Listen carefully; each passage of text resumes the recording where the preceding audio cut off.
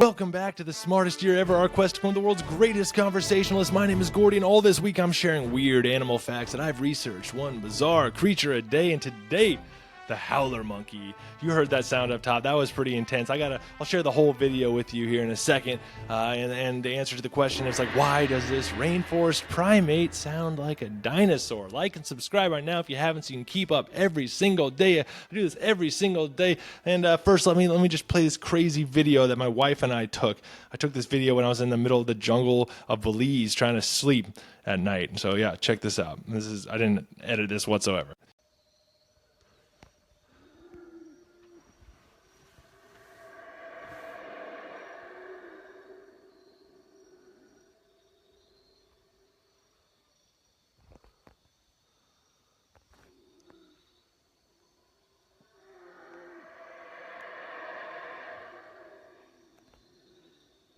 Yeah, so that was what we woke up to. My wife and I were sleeping in the middle of the Belize jungle, and at night, at 2 a.m., we get woken up by this sound. And my wife literally is like, "Gordy, is that a dinosaur?" It's intense, right?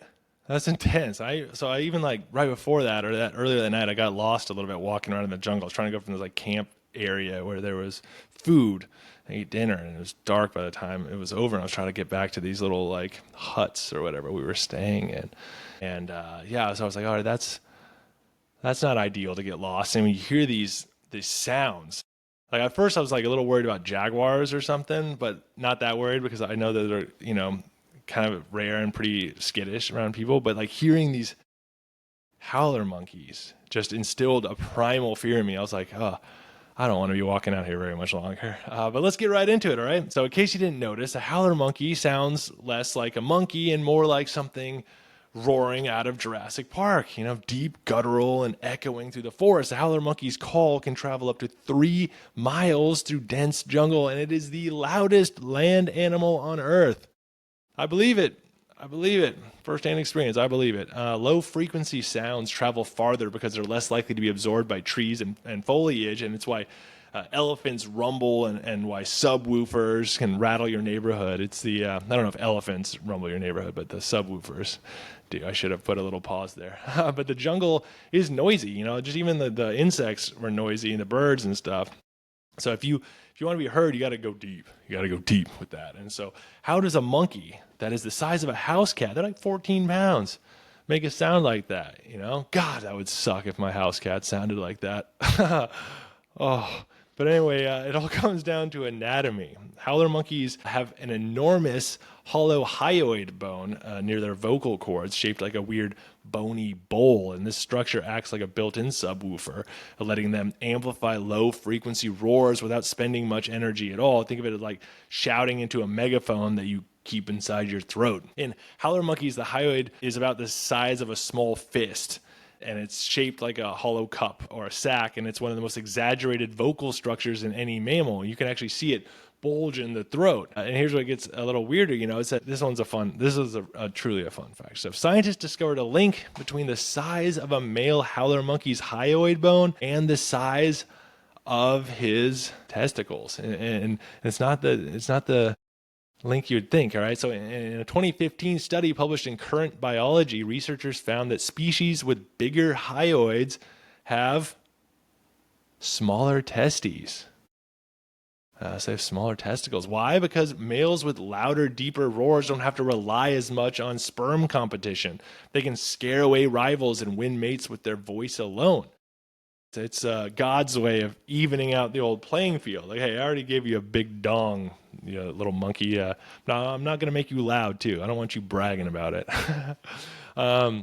And this is actually just a textbook example of pre-copulatory versus post-copulatory trade-off. Either you invest in sounding dominant or you invest in out-sperming your competition, not both. So yeah, that dinosaur roar, it's basically a long-distance mating ad. It's less scary when you imagine that they're screaming about their small balls. But it's also efficient. It's efficient. Howler monkeys eat mostly leaves. They're folivores. Leaves are low in calories, so every energy-saving adaptation really helps. The huge hyoid lets them blast sound across the canopy with minimal effort. They don't fight much. They don't move much. They just roar. And that roar has become iconic. So my wife wasn't totally off when she's like, that sounds like a dinosaur. Hollywood sound designers have actually used howler monkey calls as the base for dinosaur sound effects, including T-Rex roars. It just taps into something primal. That deep bassy resonance triggers a kind of instinctual fear in the human brain. Even when we know it's just a little monkey, we don't see him, right? You flinch. Your amygdala does not like that sound. It just, okay, I'm not a threat.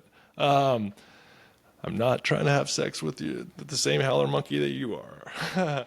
There are around 15 species of howler monkey found in Central and South America. The black howler monkey is one of the most vocal, and males tend to do most of the howling, especially at dawn and at dusk, marking territory and keeping rival groups away. So while they may look laid back, perched in the canopy, chewing on leaves, howler monkeys have weaponized sound. They're small, but their roar is enormous, and it works. Evolution is weird like that. In some animals, the loudest wins by singing, and howlers, it's screaming, and the trade-off is smaller junk. There's always a cost, always a deal with the devil. So there you have it. The reason a howler monkey sounds like a dinosaur is because it evolved a built-in megaphone in its throat to dominate the jungle without lifting a finger, and it blasts sound over miles, outcompetes rivals, and does it all while conserving energy on a leaf-based diet. That is not just a screech, that is strategy right there. And yeah, our final entry of Weird Animal Week continues tomorrow, so be sure to tune back in. Go check out my sources for this one. I appreciate them very much. I appreciate you for being here. Let me know in the comments if you knew this, or if you have any experiences with howler monkeys or anything of the sort. What's the scariest sound you've heard in nature? Go check out the 1-minute video at Smartest Year Ever on all social media platforms. And in the meantime, stay curious and stay clever on our quest to become the world's greatest conversationalist. I will see you tomorrow in the smartest year ever. That's attractive, huh?